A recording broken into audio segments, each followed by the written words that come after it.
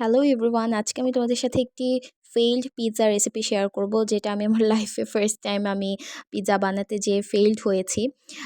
তো হয়েছিল কি, আমার যে পিৎজার ডোটা তোমরা দেখতে পাচ্ছ, এখানেই হচ্ছে আমার মেন ভুলটা হয়েছে। সো আমি এই রেসিপিটা আর দিতে চাচ্ছি না, আমার খুবই কষ্ট হচ্ছিল দিতে।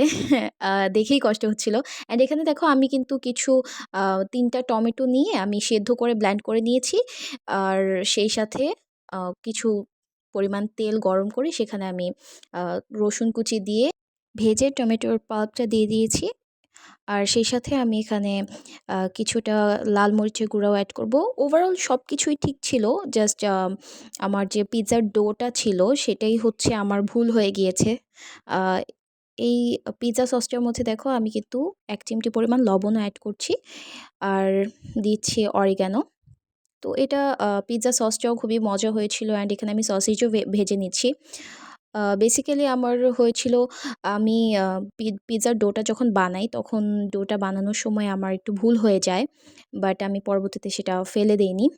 আর দেখো, এখানে আমি একটা পিৎজা ট্রে নিয়েছি। এটা বেসিক্যালি পিৎজা ট্রে না, এটা হচ্ছে একটা ঢাকনা। এটা পুড়ে গিয়েছিল। এটা অবভিয়াসলি ময়লা না, তোমরা ময়লা মনে করো না। তো এটা পুড়ে গিয়েছিল, আমি এর আগেও এখানে পিৎজা বানিয়েছি।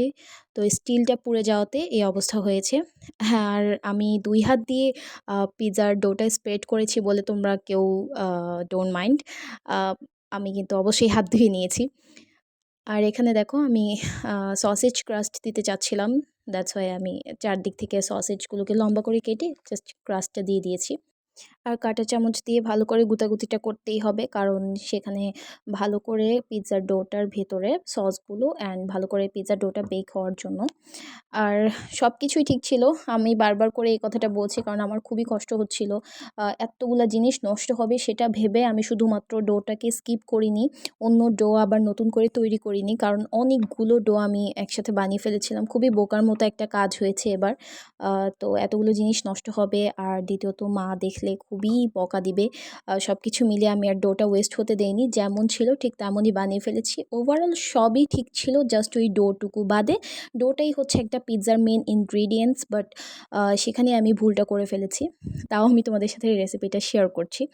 আর দেখো, আমি এখানে সাজানো শুরু করে দিলাম।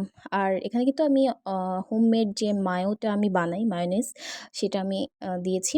আর পিৎজা সাজানোর ব্যাপারটা ওভারঅল তোমাদের কাছেই, তোমরা যেভাবে ইচ্ছা সাজাতে পারো। আর এখানে কিন্তু আমি ভাজা চিকেন দিয়েছি। চিকেনটাকে যে কোনো ওয়েতে ভাজতে পারো, টুকরা করে কেটে সামান্য লবণ, লাল মরিচের গুঁড়ো, সয়া সস দিয়ে ম্যারিনেট করে ভেজে নিলেই হয়ে হয়ে গেল, তেলে ভেজে নিলে। আর এখানে আমি লটস অফ চিজ দিয়ে দিলাম, আমার চিজ খুবই পছন্দ। এরপর আমি দিয়ে দিলাম অরিগ্যানো, এবং আমি এটাকে এখন বেক করতে দিয়ে দিলাম। যেহেতু আমার বাসায় ওভেন নেই, আমি চুলাতেই বেক করে নিচ্ছি। চুলাতে খুব সুন্দরই বেক হয়, বাট ওই যে বলে দিলাম, আমার যে পিৎজার ডোটা ছিল খুবই পচা ছিল। দেখো, আমি কাটতেই পারছিলাম না, বাট খুবই মজা হয়েছিল। চিবাতে খুবই কষ্ট হচ্ছিল, এটাই হচ্ছে প্রবলেম ছিল। এছাড়া মজা হয়েছিল, আর পিৎজার লুকটাও সুন্দর হয়েছিল। সো তোমরা জানো যে তোমরা কখনো কি কোনো ফেইল্ড রেসিপি মেক করেছো কিনা।